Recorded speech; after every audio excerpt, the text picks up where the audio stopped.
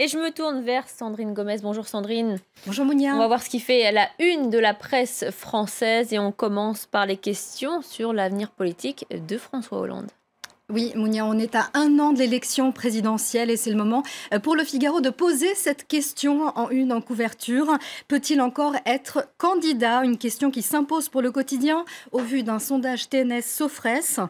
Une enquête où François Hollande se fait laminer au premier tour et ce, quels que soient les candidats face à lui. Et vous le voyez ici, l'hypothèse numéro 4, celle où Bruno Le Maire est candidat de la droite. François Hollande arriverait même derrière un Jean-Luc Mélenchon. Pour le journal de droite, ce serait une humiliation pour le président. Il suggère même dans l'édito tout simplement de passer la main à un Emmanuel Macron ou un Manuel Valls. Mais reste la question, poursuit le quotidien, qui des deux osera proposer au chef de l'État de prendre sa retraite? Et cela, c'est même une question de survie pour le PS, estime Guillaume Tabar dans son édito, car une défaite de François Hollande au premier tour serait pire qu'un 21 avril. Cette claque du 21 avril 2002, on s'en souvient, qui avait vu la défaite de Lionel Jospin dès le premier tour. Il avait été devancé par Jean-Marie Le Pen. Pour l'éditorialiste du Figaro, ce serait pire, car, je cite, si le 21 avril 2002 fut pour la gauche un accident, l'avril 2017 s'annonce déjà comme son enterrement. Sandrine, il n'y a pas que la presse de droite qui demande à François Hollande de passer la main.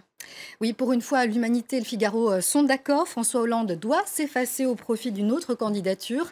L'Humanité revient ici sur le Conseil national du Parti communiste français qui a appelé vendredi à une candidature, je cite, de rassemblement à l'élection présidentielle, porteuse d'un réel projet de rupture à gauche, une candidature qui serait issue d'une primaire citoyenne à gauche. François Hollande, lâché donc par la gauche, mais surtout par les Français, 8 sur 10 aujourd'hui ne veulent pas qu'il se représente et cela pourrait être encore pire, titre l'opinion qui prédit déjà une impopularité record à 10%, un plus bas historique. Elle est actuellement de 14% d'opinion favorable.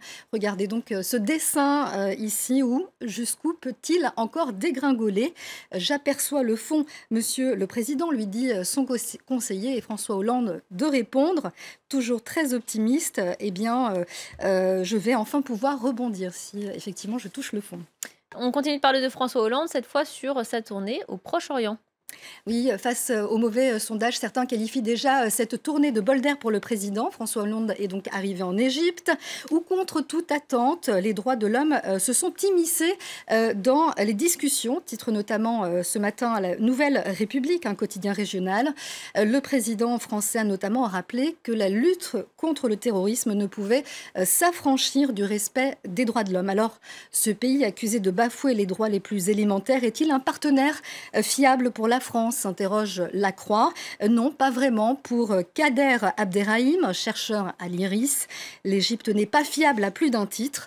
Tout d'abord, elle achète des armes à la France avec l'argent des Saoudiens, car son économie est à terre. Autre point faible, son gouvernement, celui du président Al-Sisi, est issu d'un coup d'État. Il manque donc de légitimité populaire, alors que la contestation de la rue en Égypte, elle, est bien durable. Pour lui, cette situation politique n'est ni tenable, ni durable aussi. Et on revient en France avec le mouvement Nuit debout, place de la République à Paris, avec l'éviction de l'académicien Alain Finkielkraut samedi soir. Oui, c'est un épisode qui jette le discrédit sur ce mouvement Nuit debout.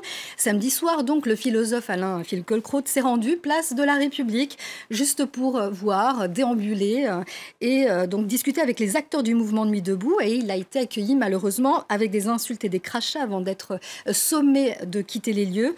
L'épisode est largement commenté par de nombreux éditorialistes ce matin. Pour Laurent Geoffrin, par exemple, dans Libération, Finkielkraut expulsé, c'est la nuit déviée. Pour lui, ceux qui ont insulté Finkielkraut n'imaginent pas les services qu'ils ont rendus aux adversaires de Nuit debout. Qu'est-ce que la démocratie, s'insurge-t-il, sinon la capacité, au contraire, à accepter l'expression des idées différentes? Pour lui, si on avait voulu discréditer réellement le mouvement, on ne s'y serait pas pris autrement. Autre discrédit pour Nuit debout, ce sont bien ces violences en marge de la place de la République, notamment jeudi dernier. Alors l'humanité vient ici à la rescousse ce matin du mouvement en disant que si l'usage de la violence, explique ce quotidien, fait partie de l'histoire des mouvements de la lutte sociale, Nuit debout n'a jamais voté lors d'Assemblée générale un quelconque recours à la violence. Alors pour terminer, certains prédisent déjà la fin de la Nuit debout. Pour les Échos, le jour se lève déjà. 15 jours après sa naissance, Nuit debout voit se dissiper ce halo d'indulgence médiatique et politique qui l'entourait jusque-là. Voilà. Merci Sandrine Gomez pour ce point sur la presse française. Allez, on marque une courte pause. Restez sur France.